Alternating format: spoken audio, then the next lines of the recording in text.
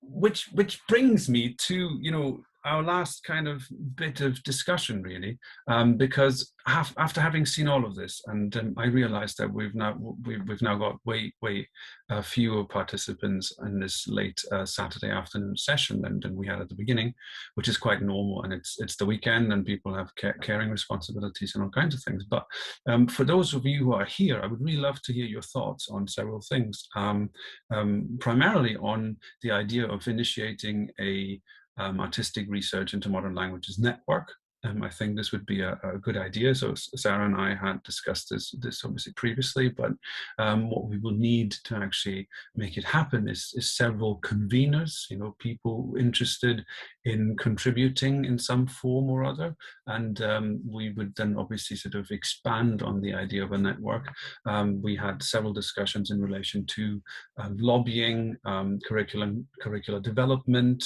We had several discussions in relation to making our work more kind of have more impact and obviously be more relevant to all kinds of research practices and departments and research environments and all these kinds of things. So he wants to say something, so I will just stop right there. But this is one of the discussions I would really like to have before we close the conference. So. Yes. Sorry, wait, were you going to say all the things you wanted to discuss before? Because I do have something to say about that, but I don't mind waiting. No, not at all. We can start right away. I don't have a script or anything. I just, you know, I wanted to raise a few things. Yeah, please go ahead. Okay, thank you. So, yeah, well, thank you very much. I've really enjoyed, you know, all the sessions I've managed to be here for, and thank you and for them. And so, coming from the perspective of a creative practitioner in a university, it's been really interesting to see people who perhaps feel situated outside that, you know, sort of looking at it and looking at its possibilities, and so that's really interesting. But I would also kind of like to make a plea that, like, there are creative practitioners who also have so much to gain from working with colleagues in modern languages, and so much to gain from a kind of also an internationalization, or, you know, a sort of more multicultural approach to what we're doing, that modern languages can really give us. So just in terms of thinking about what this is, I noticed that the name changed at some point from artistic research in modern languages to into modern languages. And I have to say, I much preferred the first version of that, because it's not saying that the art has to be subordinated to research into a particular discipline, which this current title perhaps suggests. And the idea that artistic practice is in dialogue with a whole, you know, array of research approaches in modern languages is, for me, you know, much more exciting. And I mean, really exciting, and, you know, very keen to support it. And then the other, I'll just get all my points out of the way and then stop. The other one was just on this point about sort of lobbying for curriculum change. I think that those conversations could actually happen within institutions by talking in more interdisciplinary ways. And certainly in Bangor, I've had really great conversations with Sarah and Ava, and, you know, other people working in modern languages, and, you know, it's that exchange has been valuable, and so I think that, you know, that's where things can change. And, you know, generally, so if people are doing creative practice, well, you know, the creative practitioners are there and very often really keen to engage. So that would be my hope. And I just thank you again, and I'll stop now. Thank you. Well, thank you very much. Sarah wants to say something. I'll just switch the gallery view so I don't miss any raised hands. So Sarah, yes, please, if you want to respond. No, just thank you, Zoe, just for to let you know that into modern languages was the initial idea. And then Oh, okay. changed it to in modern languages, but I forgot to tell Hugh. And I only realized yesterday when it was on the big screen. Oh, so we already thought that it would be too, Yeah. and it might also be a very German. I think it was a very German thought to say into modern languages. Yeah. I think it also came from my, always thinking in German. But thank you. I agree with everything you said. Thank you. And thanks again. Thank you. Yeah. I was actually going to mention that that I'd found the conference, but Matalinda has posted a link to the Creative Critical event, because last night I decided to go and have a look around everyone's work. So yeah, just to say that looks really interesting. Thank you very much. And it would be wonderful to see some of you there, because I think there's a lot of similarities about the ambitions that we're trying to do.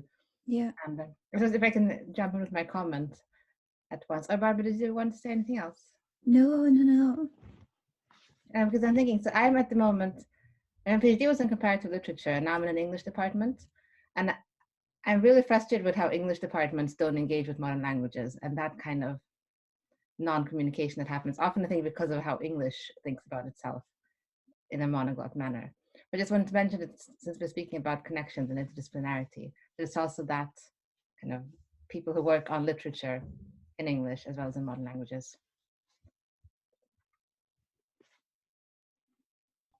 Natasha, wanted to say something as well? You want to share? Yeah, I guess it connects with something that came up really, really early on. Sarah, and I think was it Jen? I can't remember. Someone said it was after the first panel, Thomas and who was with Thomas? Anyway, it was about the politics, basically, because sometimes I worry about how the creative critical is institutionalized and sort of depoliticized, as most things are when they're institutionalized. And just sort of how people felt about that, Sarah, because Sarah, you said that was something that was important to you and that we could maybe discuss it further today. So just wondering what you kind of meant by the political there, and what your thoughts are for, just generally for the network in that sense. And because we have stuff about institutions just coming up now, but I think that the stuff around form and creative form is very, very political. Well, this is something which, oh God, goes back years when I started in Bangor, and I wasn't yet really into artistic research, but there were some initiatives, where scientists or researchers come together with artists, and then artists would be involved in working with the researchers or the scientists, for, I don't know, do artistic research. And what I realized there was these intrinsic power relations, and that very often academia can, I don't know, act to be in a stronger position, and then artists just become servants to the scientific vision.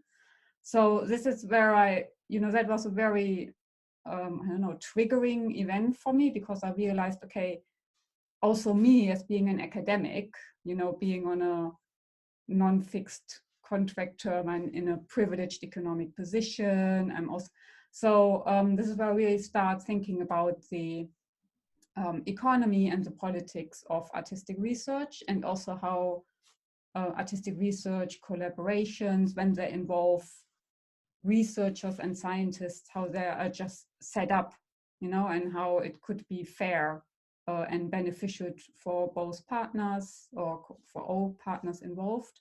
And then also coming from this German academic culture where artistic research really doesn't have a place yet. It happens in a few really, really niche universities.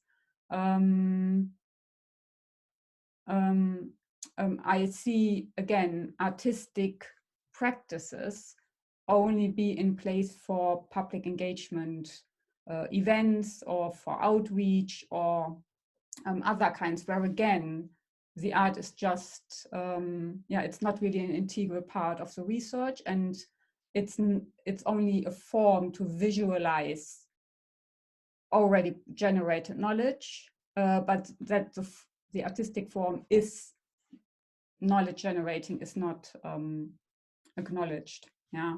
So for me, I'm really interested in always putting it into this bigger picture, because academia is not only about knowledge, generating knowledge, sharing knowledge. It's not only a culture, it is an economy, particularly in Britain.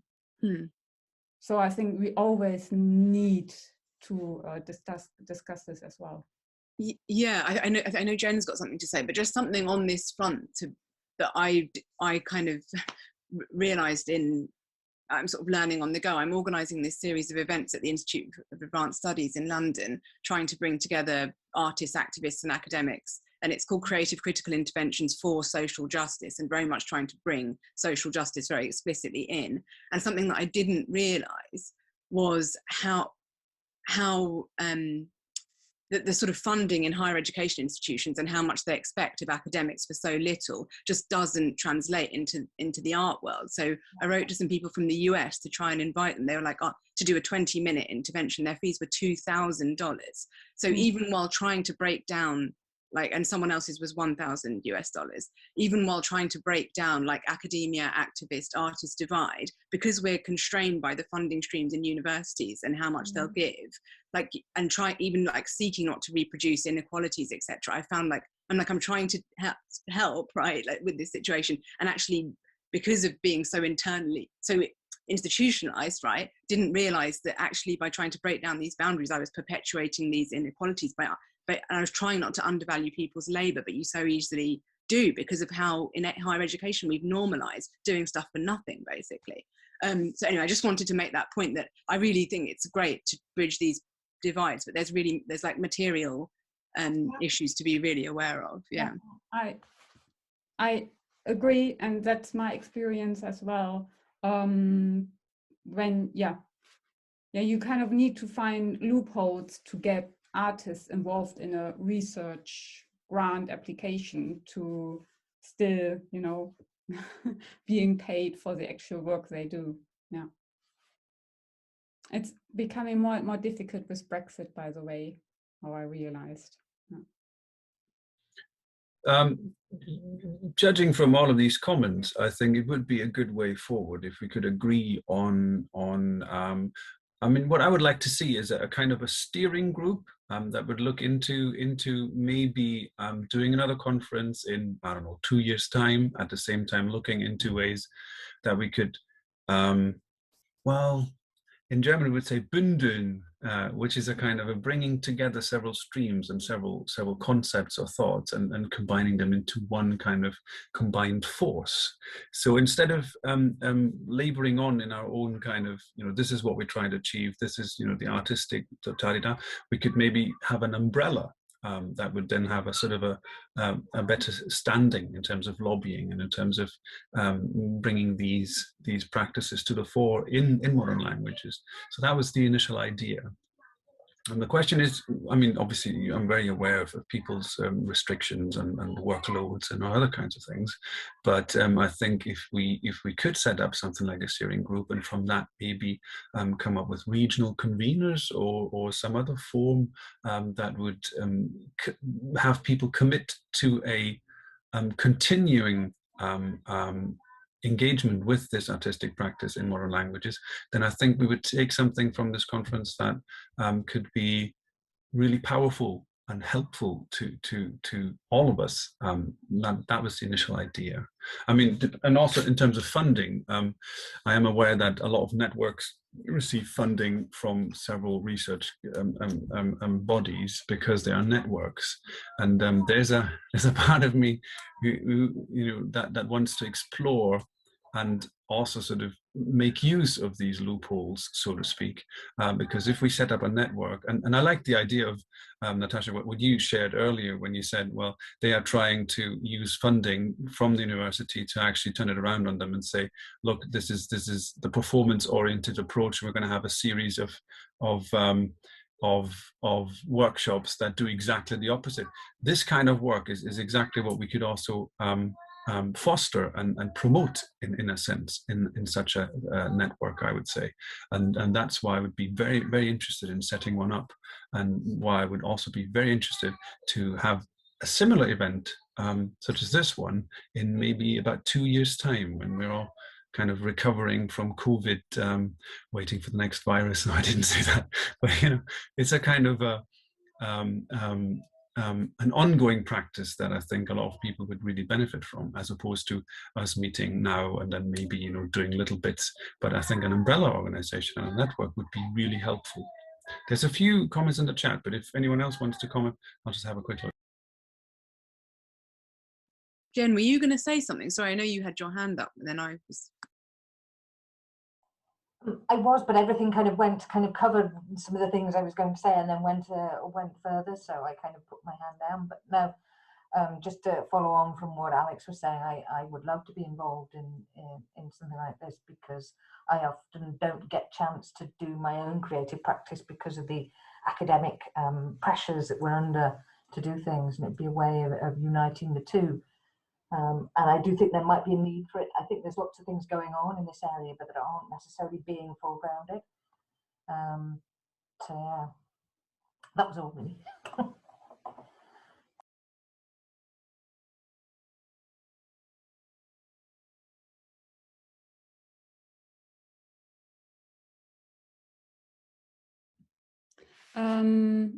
Natasha, can I comment on your link?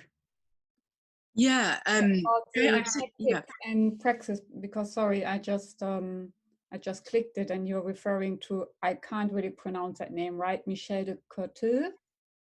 De Coteau, yeah.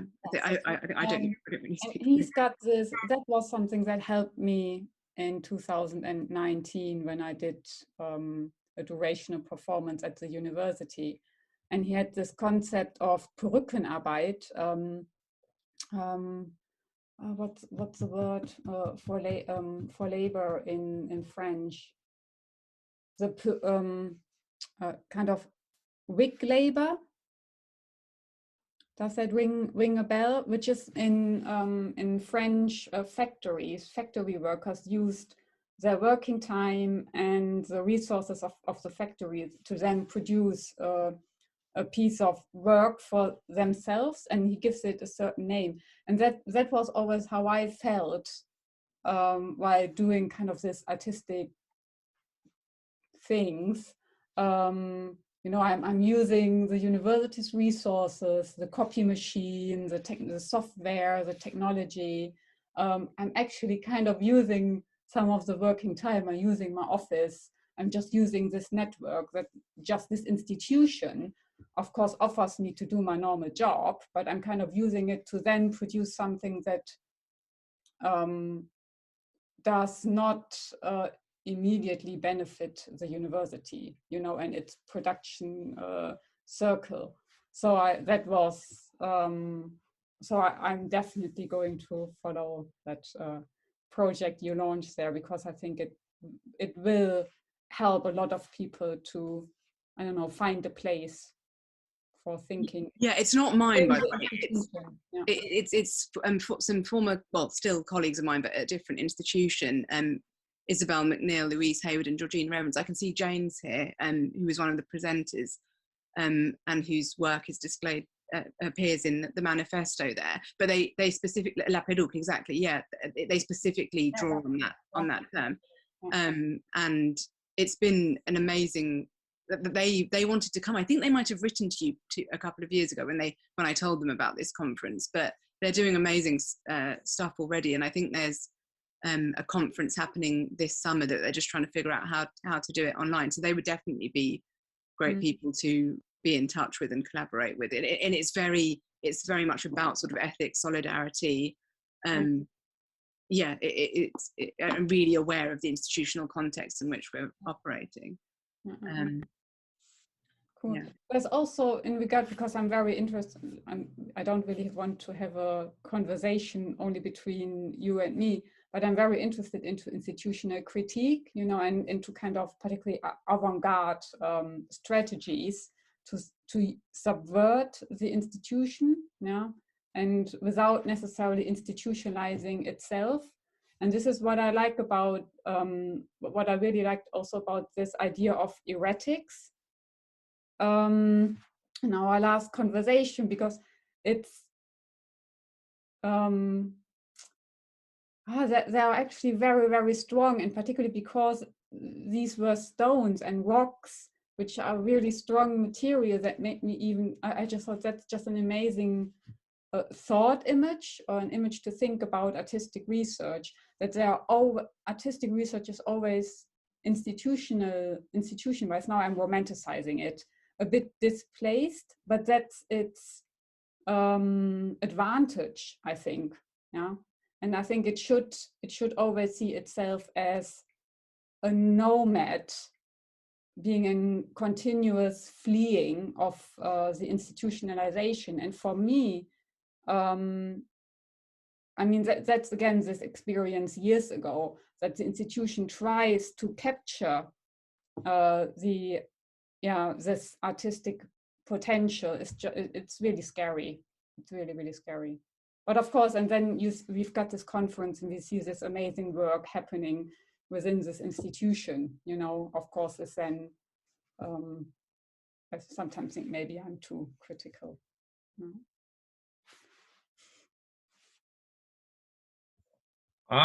Shall we just agree, Sarah, that we will take all of these comments on board, have a look at other networks, compare, see what we can come up with, and then contact participants by email and see what we get in terms of feedback? That would be just straight forward. Yeah. Maybe also that we can share ideas about what would be the next topic, or the next, I don't know, thing to address then, if in whatever activity we might come up with. Because if a lot of things are already happening, of course we don't want to reproduce what's already out there. No. So what would be next to tackle, so to speak?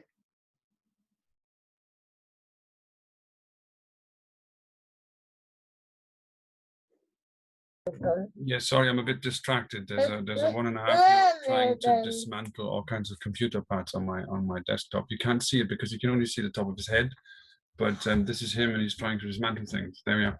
So yes, thank you very much for all of these contributions. I think this is a good way forward if we did that, and then stay in touch and actually sort of look at the next kind of steps. Do you want to re-emphasize your journal project? Because you did this, you only shortly talked about this yesterday morning. Yes, that was going to be my next point on my list here before we really have to conclude. Because Jen and I, Jennifer Wood that is, and we're doing an edited volume on languages and performance. As I mentioned yesterday, we originally had thought of publishing this in 2020. Didn't actually happen because a certain kind of virus was ravishing the earth. But we obviously still want to do that, and we're now looking at next year as a possible publication date. We also had to change publishers in between, etc.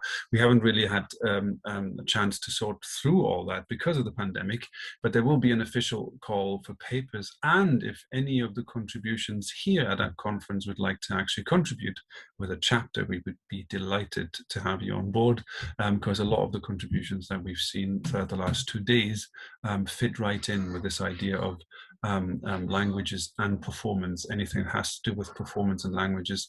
It's a very broad kind of edited volume. So we will have individual parts, subcategorizing, you know, the approaches to that. But there will be a lot of opportunity for people to explore certain things in a written form in an edited volume. So if you are interested, we will send out another email sort of mentioning that, so people will sort of have a clearer understanding of it. But I would like to invite everyone to actually contribute to that as much as they can, or if they can. I mean, obviously, I know that people, again, have quite a lot of workload and other things that they will have to do, but this would be nice. Yes, this brings us to the end. I'm very aware of the time for a change. I wasn't this morning. But it's been absolutely fantastic having all of you here. And as I said, I found parts of the conference really and truly inspiring, which is something that I didn't really anticipate, especially not in this format. But I think I would like to thank everyone for their contributions, because it has been a very, very interesting event. And I would really much like to see another, not necessarily the same kind of format, but another kind of event happening that is similar to this one, maybe in a different format, maybe even in person, because hopefully we won't be wearing masks and social distancing forever. Thank you, everyone. If there's any other remarks, any other closing remarks, then please say what you want to say now, because we will have to finish.